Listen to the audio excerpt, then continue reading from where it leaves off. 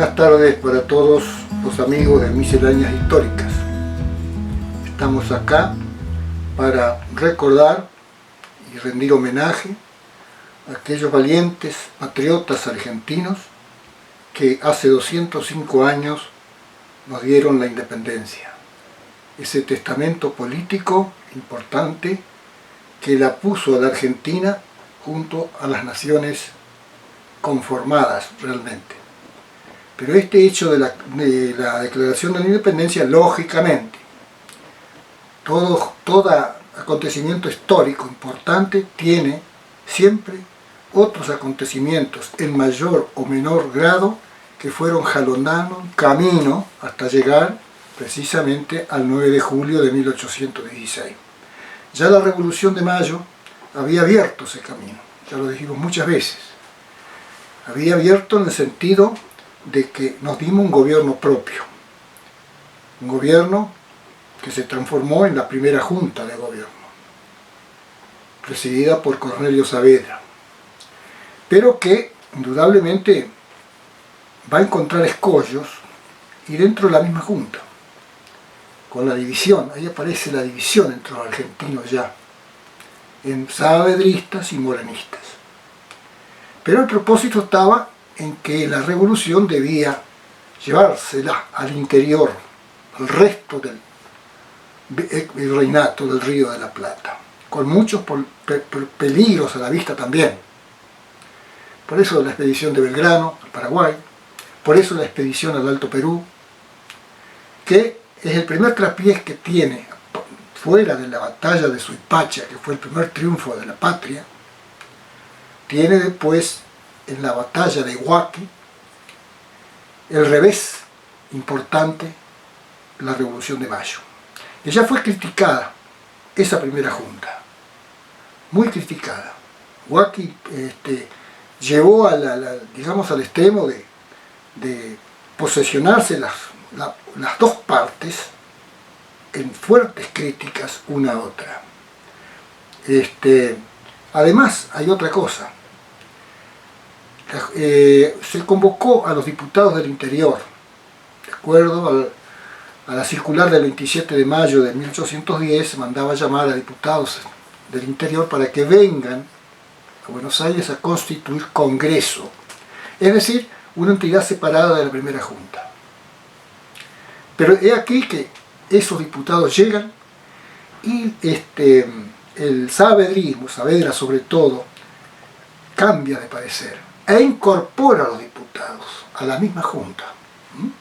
Y eso fue peor el remedio que la enfermedad. ¿Por qué? Van a reaccionar los morenistas, que ya tenían su partido, digamos, propio, se van a constituir la sociedad patriótica, una entidad allí, ¿no es cierto?, para defender los intereses políticos del morenismo, y van a producir, cuando se enteran de Huaqui, van a producir una revolución que es la del 5 y 6 de abril de 1811.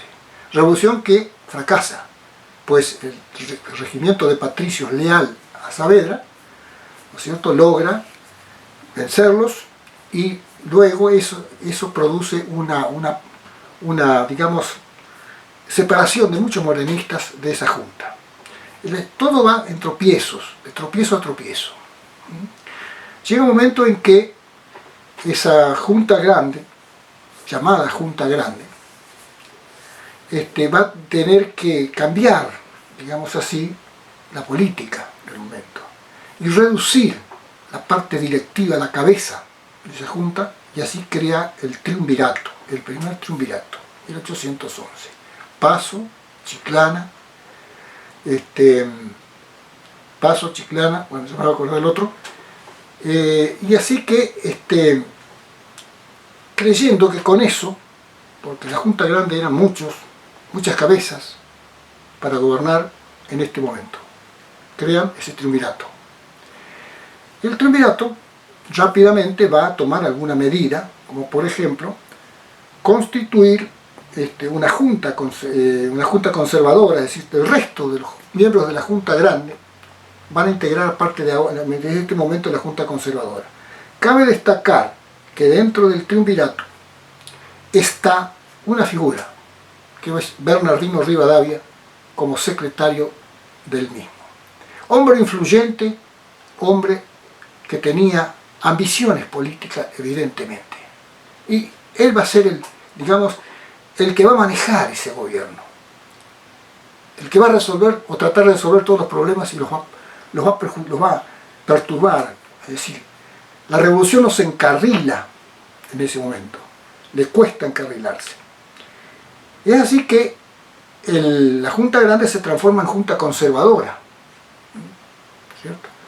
Como poder legislativo. Y ahí es cuando la Junta Grande dicta un reglamento. Y en ese reglamento establecía los tres poderes, ejecutivo, legislativo y judicial. Pero hacía hincapié en el ejecutivo.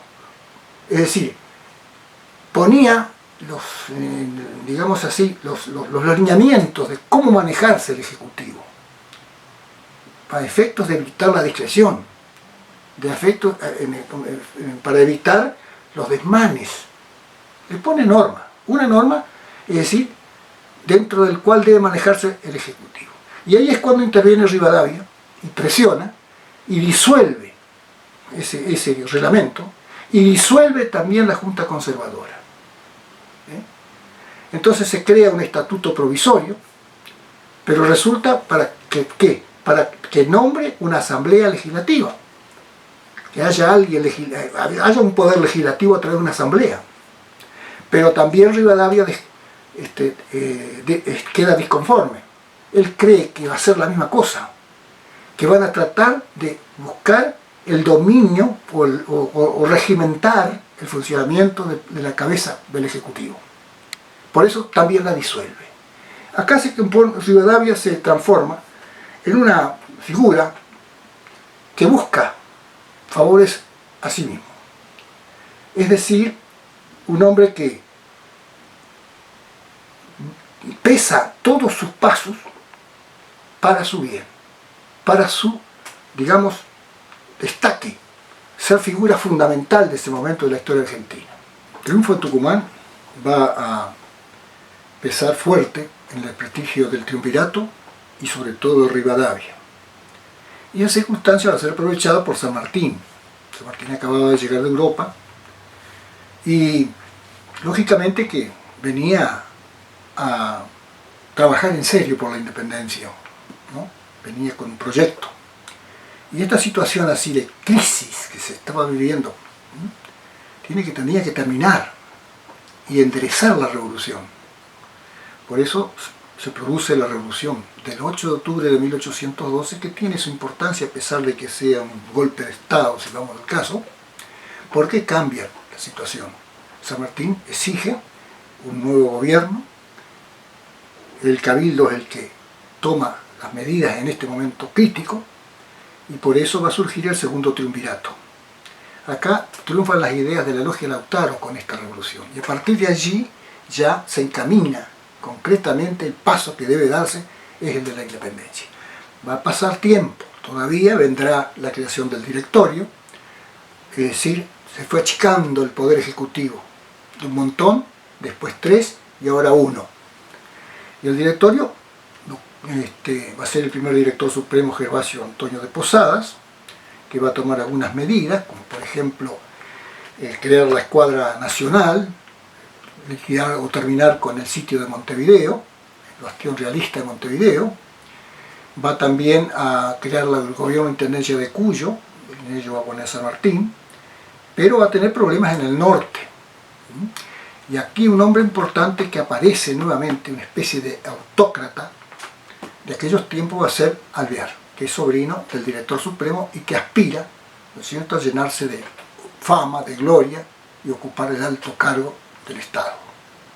Entonces, este hombre viene triunfante de Montevideo, él ha terminado el sitio de Montevideo, toda la labor fue de Rondó, pero él toma simplemente para entrar a la ciudad, es decir, acá estamos, ¿no es cierto?, con la ayuda del almirante Bron. Y el pobre Rondó lo manda el director supremo, o sea, el tío de este Alvear, lo manda a que se haga cargo del ejército del norte. Pero el sobrino, cuando viene triunfante, quiere también que ser artífice de los triunfos contra los realistas en el norte. Por eso pide a su tío que lo nombre en el norte y lo reemplace a Rondeau. Pues, pobre Rondeau, segunda vez que era desplazado. Pero es aquí entonces que ocurre algo. Cuando él va a tomar posesión del ejército del norte, se sublevan la mayoría de los oficiales del ejército del norte y apoyan a Rondeau. No lo quieren Alvear. Y eso entonces Alvear se enfurece. Y eso produce una crisis que hace renunciar a Posadas. Y ahí viene Alvear entonces y ocupa el cargo de director, que es una dictadura. Y si llanamente persigue a medio mundo, es decir, todo es a favor de él, nada a favor de la patria. Incluso tiene el tupé de mandar misiones al exterior pidiendo el protectorado inglés, por ejemplo. Las cosas así que van, si bien al principio hay cierto sector que lo apoya y lo favorece, poco a poco irá perdiendo todo el prestigio.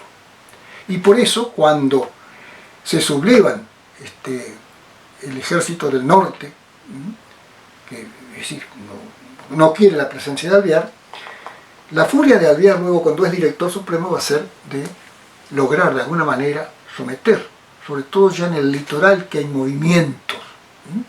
Ya se mueve Ramírez, por ejemplo, en Entre Ríos, se mueven en Santa Fe, Artigas va creciendo ese año 14, hasta fundar la Liga de los Pueblos Libres, entonces se ve acosado por todos lados. Y Alvear toma medidas. Por ejemplo, una de ellas es reemplazar a San Martín en Cuyo. Eso también es un dolor enorme. San Martín estaba preparando el ejército para pasar a Chile. Es decir, todos esos desaciertos terminan en un movimiento que se llamó la Revolución de 1815. Otro movimiento. Álvarez Thomas, que había sido fue enviado por el propio Alvear con 1500 hombres para parar la insurgencia que ya surgía, estaba mal dicha la palabra, pues ya se levantaba en distintos lugares del país. Entonces él manda ese ejército para someter Santa Fe, etcétera, etcétera. Pero ese ejército, al llegar a Fontezuela, se subleva. Y se subleva con Álvarez Thomas a la cabeza, que exigen la renuncia inmediatamente. Tal es así que Alvear tiene que renunciar, el cabildo tiene que tomar posición y nombrar a Álvarez Thomas como director supremo. Y allí surge entonces la redacción de un documento que es el Estatuto Provisional de 1815. Eso es importantísimo. No es importante por una serie de contenidos que no tienen mucho valor, es medio unitario. Fue más bien, el movimiento de Fontezuela fue una especie de revolución federal, porque hasta Artigas apoyó, ¿no es cierto? Pero ahora, en este estatuto, no se le aprecia el federalismo. Pero por eso las provincias lo rechazaron. Pero únicamente dejaron a salvo una cláusula, fíjense, que era la que convocaba el director, obligaban al director supremo a convocar a diputados a un congreso que tenía que realizarse en Tucumán para la declaración de la independencia.